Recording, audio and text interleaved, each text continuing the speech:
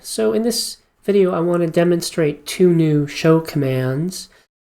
So commands that will give us new show lines, i.e. and in particular new subderivation lines and the strategies associated with them, and then we'll see in some more videos those strategies employed again. One of them is going to be nothing new in terms of the strategy, but it's going to be a new command, and then the other will actually be a new strategy. And we'll see two different ways we can solve this problem. Two different kinds of derivations we can produce. So let's go ahead and get started. We'll say show conclusion. We're trying to show a conditional, so we'll say assume CD. Now since we're trying to show a conditional, we could say let's go ahead and show consequent, just for fun, just because, well, it's not going to hurt. And that's a fine strategy to employ. And since we have this show line, we should make an assumption. We can't do assume CD since 3 is not a conditional, so we'll say assume ID. Okay. Good, let's bring in our one premise. Look for inference rule applications. Are there any? Well, we have a conditional on line 5. It has a complicated antecedent, if P then not R, which we don't have. The consequent is Q. For MT, we need negation Q, and we do have negation Q on line 4, so we'll say 4, 5, MT. That gives us a negation of if P then not R. Okay, so we look for more inference rule applications, and we're not going to find any. There's nothing useful we can do here. So the derivation is, right, we can't do MP or MT with line 6 because it's the negation of the conditional. And we're not going to get the conditional sort of out of it because it says the conditional is false. So we're going to have to do something else with line 6. Well, if we had if P then not R, and somehow got that separately, then we could do 6, 7, ID. And that would be great, because then we could do 3, that would box and cancel line 3, we could then use 3, we could apply CD to line 3, and we'd be done, because 3 is the consequent of line 1. So we want to go ahead and get this. We want to get line 7, because then we can apply ID. And that's what, when we have, when the derivation is stuck, and we have the negation of a conditional, that's what we always want to do. So we have, in fact, a command. We're going to say line 7 is the unnegation of line 6, right? Line 7 is line 6 with the negation taken off, the unnegation. So we'll say show unneg of 6, and the program very nicely puts in the conditional for us. It says there's line 6, let you remove the negation, and it sticks in whatever is left, which is if P then not R. Good. So we look at this. So how are we going to get this, derive this? Box and cancel line 7? Well, actually, it's quite easy, because what do we need to box and cancel a conditional? We need the antecedent. The antecedent is not R, and we already have that. So we're going to, because we have it on line 2. So we're not even going to make an assumption. We're just going to say bring down line 2 and apply CD. You might be wondering, is this legitimate? Yes, it is. Remember that the conditional we've talked about sometime before, the conditional is kind of strange. It sort of means if then, but not really. If we remember the truth table, we know that the conditional is true whenever the consequent is true.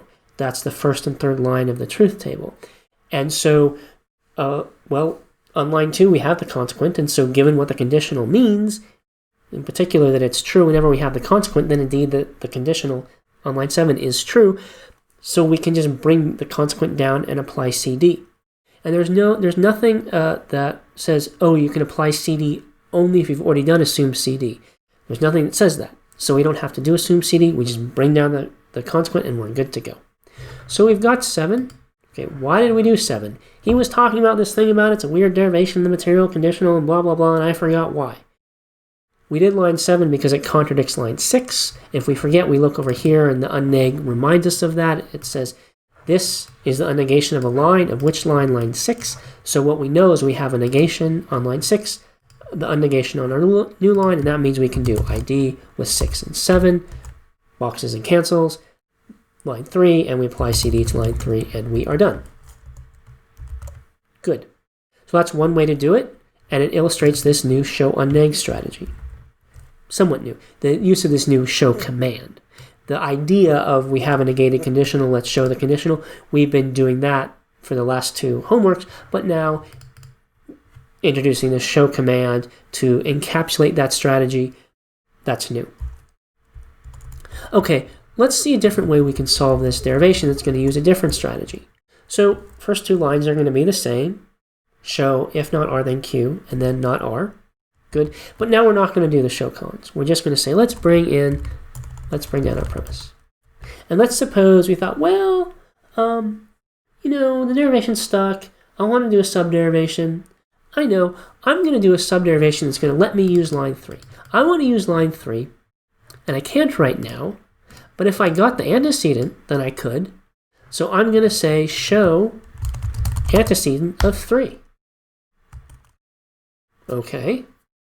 Well, that's an interesting idea, right? So let's make sure we understood what just happened there, because we could write show, and then we would, we could maybe go up here and, copy it. So Control C and Control V, good. But we have a command that's going to write it in for us. We're going to say show, and then antecedent of which line? Of line 3, writes it in for us. And why are we doing this?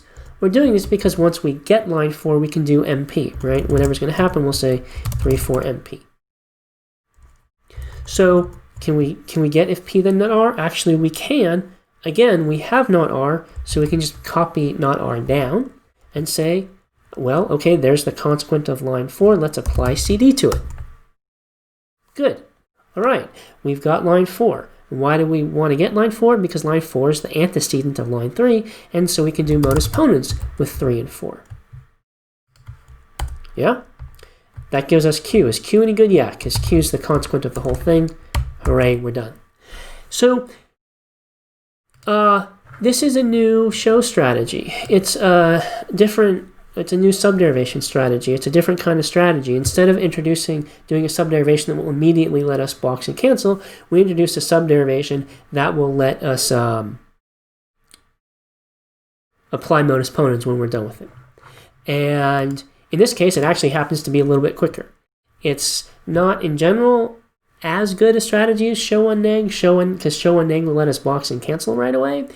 But in this case, it actually ends up, if we use it, it's quick. So this is a good strategy we want to have in our head, so that we have this old show unneg, this old idea behind this show unneg command, which is I have the negation of something, let me show the unnegation for ID. This new idea is, oh, I have a conditional, I haven't used it, let me get its antecedent, and then I'll apply modus ponens, and that will be helpful. So 2 new sort of commands and 1 new idea about what subderivation to do. So I hope that's been helpful. We'll look at these used again in some more videos.